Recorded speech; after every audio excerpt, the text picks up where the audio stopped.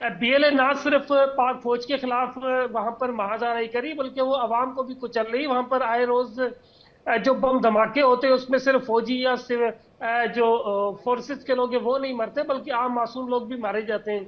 जी। तो ऐसा कोई भी इनकलाबी नहीं हो सकता जो अपने मासूम लोगों को भी मारे और इनकलाब का भी नारा लगाए।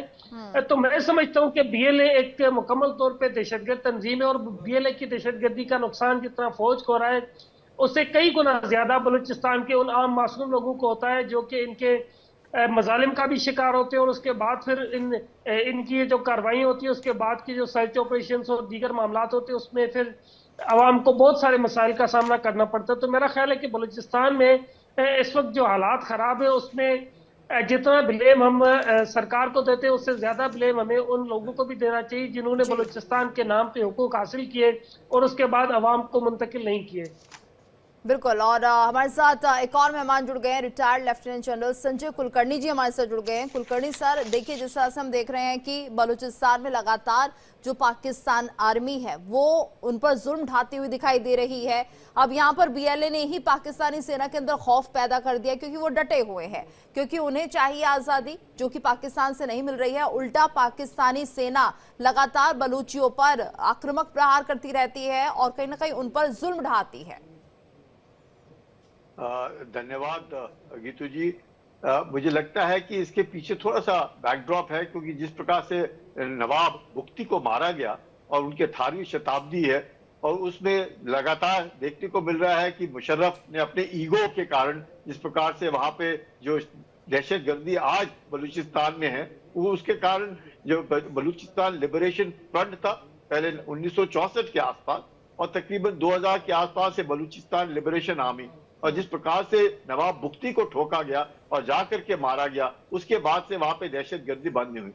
पाकिस्तानियों में शायद जो एडमिनिस्ट्रेशन है और खासकर जिसमें फौज शामिल है, क्योंकि बलूचिस्तान का सिर्फ 4% ही आबादी में उसका हिस्सा है, फौज के अंदर तो 1% भी नहीं है। एक रेजिमेंट है उनकी और एक फ्रंटियर फोर्स है, तो उसकी अहमियत भी बहुत कम है।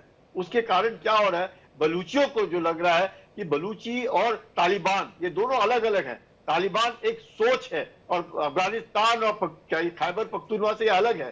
यहाँ पे इनको पॉलिटिकल राइट्स, इकोनॉमिक राइट्स की जरूरत है, और बलूची शुरू से ही, क्योंकि बलूचिस्तान जो है पाकिस्तान में आजादी के बाद आया है और पाकिस्तान ने आजादी के बाद लिया है। तो ये जो बलूचियों की जो मांग है, और अब जब चीन बलूचिस्तान के अंदर घुस गया और जिस प्रकार से लगातार जो कार्रवाई पाकिस्तान की फौज बलूचियों के पीछे, बलूचिस्तान लिबरेशन आर्मी के साथ वहां पे लश्कर बलूचिस्तान हो गया, तरह तरह के जो छोटे छोटे आतंकी संगठन खड़े हो गए जो अब सिक्योरिटी फोर्सेस के साथ लड़ रहे हैं। पिछले साल तकरीबन 384 के आसपास जो है फौजी मारे गए, तकरीबन 900 के आसपास इनके फाइटर्स मारे गए हैं, और अभी भी इस साल भी आसपास तकरीबन 80 के आसपास मारे गए। तो लगातार जो है बलूचिस्तान लिबरेशन आर्मी और स्पेशली कलात जो प्रोविंस है, कलात में जो जिस प्रकार से जो वहां की जो हालात है और जो वहां का मैं कहूँगा टेरेन है, वो इतना बहुत मुश्किल है पाकिस्तान की फौज को वहां पर निकलना। और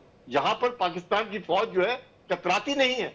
हवाई जहाज, अटैक हेलीकॉप्टर, दुनिया भर के एम्बुश लगाने की कोशिश, और वो जो वहां पे लोग हैं वो अपने इलाके को बहुत अच्छी तरह जानते हैं, इसलिए हमले होते हैं इनके ऊपर। और जिस प्रकार से सिक्योरिटी फोर्सेस पाकिस्तान के मार खा रहे हैं, बैकफुट पर है, यही कारण है। क्योंकि आप देखिएगा आज की तारीख में पाकिस्तान में बवारिस्तान, बलूचिस्तान, पख्तूनिस्तान, सिंधु देश,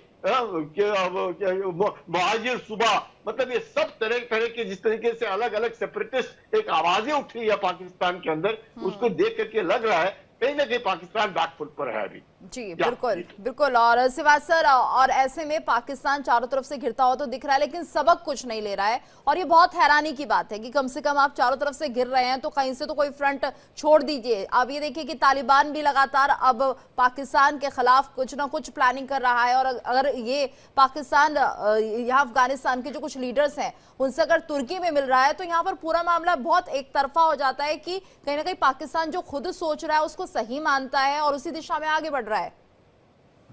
हाँ देखो, सच्चाई यह है कि पाकिस्तान ने जो कहते हैं ना, पेड़ बोया पेड़ बबूर का तो आम कहां से हो। तो पाकिस्तान की सबसे बड़ी प्रॉब्लम है, पाकिस्तान ने आतंकवाद का साथ दिया है। और फिर आज आतंकवाद उनको काट रहे हैं। बार बार पाकिस्तान कहता है कि हम तो विक्टिम हैं टेररिज्म के। तो इनसे पूछा जाए कि आतंकवाद पैदा किसने किया। देखो, जब हिलेरी क्लिंटन आई थी 2013 में, तो उसने बोला था कि अगर आप अपने घर में सांप पालेंगे और आप ये सोचेंगे कि आपके पड़ोसी को डसेगा, एक दिन आपको भी डसेगा। और मुझे लगता है आज वो समय आ गया जब पाकिस्तान को तहरीक-ए-तालिबान पाकिस्तान, जो कि पाकिस्तान की खुद की क्रिएशन है, वो उनके लिए बहुत बड़ा सिरदर्द बन गया है। और ये भी सच्चाई है कि तहरीक-ए-तालिबान पाकिस्तान और जो तालिबान है अफगानिस्तान में, वो मसेरे भाई, वो एक सिक्के के दो पहलू।